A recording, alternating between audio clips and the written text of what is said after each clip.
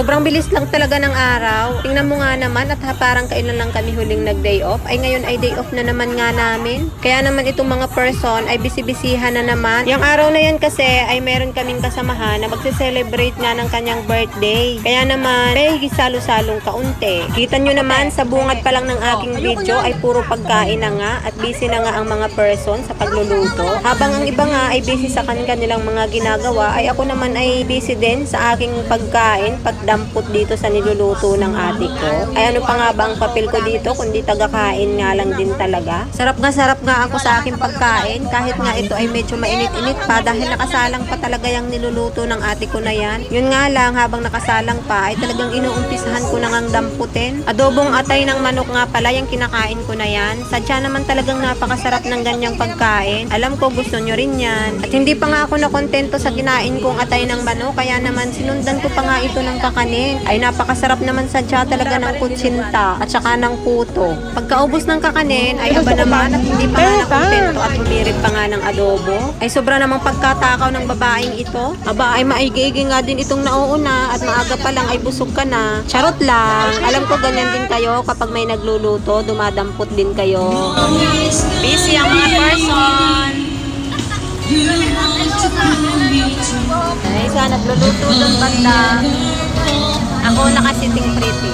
Pagkatapos nga namin kumain ng kaunti at pagdampot namin dun sa mga niluluto ay balik na naman sa pagkabisi ang mga person. Dahil nga meron pang lumpia na hindi pa nababalot kaya pinagpatuloy nila ang kanilang ginagawang pagbabalot habang nagluluto naman yung isa nating kamarites. At ako naman, ayan na naman, may salpak na naman sa bunganga. Ay paano ba naman itong isa kong kamarites na ito na feeling pogi kung ano-ano naman ang binabahog sa akin? Ay ako naman ay sige lang din naman ang lamon. Habang busy nga ang bawat isa ay dumating na nga sa wakas itong aming inaantay na si Mayor. Galing kasi siya sa pag-deliver ng kanyang mga pa-order. May mga dala-dala pa nga siyang karton na gagawin daw niyang lamesa. Sakto din naman natapos na nga din magluto ng lumpia itong pinsan ko. Na andito na din ang birthday celebrant kaya naman nag-umpisa na silang kumanta. Tingnan mo nga naman to si Mayor. O, daig pa nga ang nagpe-prayer meeting.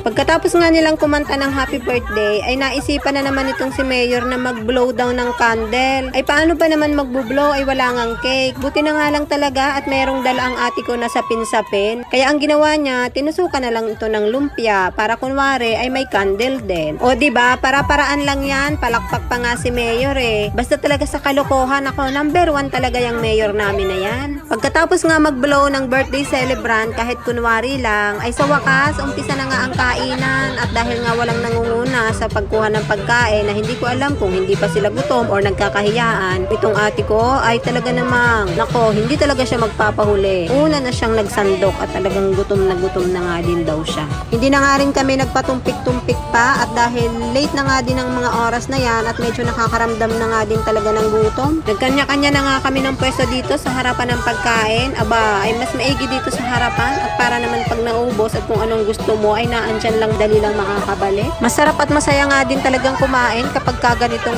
magkakasama kami. Pag naandito kasi sa abroad, halos buong isang linggo kang solo lang na kumakain mag-isa, walang kausap. Kaya pagdating ng linggo ay iba-iba nga din talaga kapag magkakasama kayo. Kasama mo mga kaibigan mo, mga pinsan mo. Nakakabawas din siya ng stress at syempre parang feeling nga lang din namin ay nasa Pilipinas nga lang din kami. Tapos ang mga pagkain namin dyan sa tambayan ay puro pagkain Pinoy. Kaya naman hindi mo rin talaga mararamdaman na nasa ibang planeta ka. Tingnan nyo nga yung si Mayor, habang kumakain siya ay parang kagalit niya kaming lahat. At bukod nga sa pagkain namin na kanin at ulam, ay meron nga din kaming mga prutas. Kaya naman ang isinunod namin ay itong ubas na akala mo ay bayabas. Na bukod nga sa kakulay ay kasing lalaki nga din talaga siya ng bayabas. Pero in fairness, sa ubas na ito ay napakasarap naman talaga, napakatamis. Hindi pa nga dito sa ubas natatapos ang aming pagkain. At dahil pagkaubos ng aking kinakain ay ito namang isa kong kamarites ay talaga talaga naman kung ano na naman itong ibinahog sa akin ng mga pagkaing pangbata na talaga namang napakatatamis. Hindi ko tuloy alam kung may galit talaga ito sa akin at kung anong gusto niyang mangyari sa buhay ko. Pero ako naman, sige pa rin naman ang tanggap, sige pa rin naman ang lamon.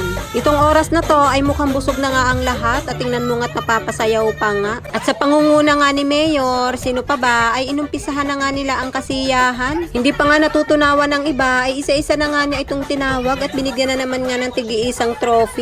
At dahil nga may birthday, ay magpa-picture daw muna nga sila. Pero ang hindi nila alam ay nakabidyo talaga. Sige pa din naman ang kanilang mga posing dyan, kaya pagbigyan na nga natin.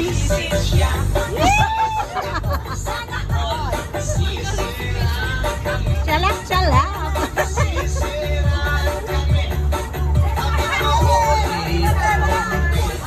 Pagkatapos ng picture taking ko no, ay syempre ang mga yan ay hindi pa yan magsisisayaw dahil mga wala pang ang karga. Kaya naman habang nagkakarga pa lang sila ay inumpisahan na nga itong pagkanta at ito ay pinangunahan nga ng birthday celebrant. Buti na nga lang talaga at itong birthday celebrant ay game na game din naman sa mga kalokohan. At tingnan nyo nga itong si Mayor, basta sa kalokohan talaga ang daming alam. At pinipicturan pa nga niya yung ating birthday celebrant. Pang sinauna pa nga yung gamit niyang camera pero bentang-benta din naman talaga dito sa my birthday eh.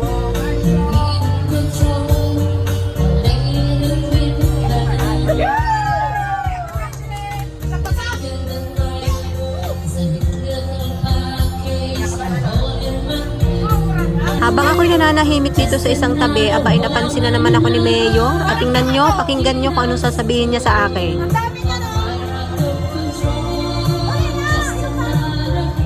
Habang busy sa pagkanta ang ating birthday celebrant, dito naman sa kabilang gilid ay may nagpi-praise and worship. Akala ko talaga ay may prayer meeting na eh. Habang busy sila sa kanilang pagpi-prayer meeting ay nagpagupit nga muna ako dito sa ate ko. Sobrang haba na nga din talaga ng buhok ko at medyo napapansin ko na nauubos na siya kakalagas kaya pinaggupitan ko lang siya ng kaunti. Medyo may kamahalan nga din talaga ang gupit dito sa Hong Kong. Buti na nga lang talaga at kung ate ko ay marunong siya at kahit papaano ay nakakalibre din naman. Katapos kong magupitan at tingnan nyo nga at may lumapit na naman sa akin para bigyan ako ng alak. Ewan ko nga ba, palagi na lang akong sinusundan ng mga ito at gustong-gusto talaga akong painumin. Aba naman, medyo hindi kasi maganda ang pakiramdam ko, mga ilang linggo na. May Kaya birthday nung araw dito, na yan ay wala talaga akong balak na mag-inom. At mukhang naninibago nga sila, kaya naman ayaw din talaga nila akong tigilan. Pas din tayo paminsan-minsan. Kaya nagpagupit muna ako sa aking pinsan, kaya mixi na siya. 47 years old yung kasama namin na nag-birthday. Kaya may kaunting salo-salo. Pagkatapos kong magpagupit sa ate ko ay syempre nakijoin na nga din ako sa mga kamarites ko na naandito. Syempre hindi para mag-inom kundi para makibanding lang din sa kanila sa kantahan. At kung mapapansin nyo nga ay may kanya-kanya ngang mga istasyon yung mga yan. At ito namang isa kong kamarites dito ay ewan ko kung bakit siya nagsusunod dyan. At tingnan mo nga, feeling pogi talaga. May mga nalalaman pa siyang mga paganyan-ganyan. Ewan ko ba sa Batanggin niyang are? At dito naman sa kabilang grupo ay si Mayor nga ang bida. At hindi ko nga maintindihan kung bakit siya may pagtaas-taas pa ng kamay. Habang ito naman sa kabila ay ang ating birthday celebrant ay birthday na birthday naglililis nga ng kuko. Si Mayora naman ay merong mga palipad-lipad na effect. Habang si Mayor ay naghahaliluya at inaasar pa nga si Mayora. Tingnan mo nga't may pag-flying kiss pa. Medyo LQ kasi sila ng mga oras na yan dahil nga din sa kakulitan nitong si Mayor. Iba nga din talaga ang banding nitong dalawang ito. Mag-aaway pero hindi maghihiwalay. Mapapasana all ka na lang talaga.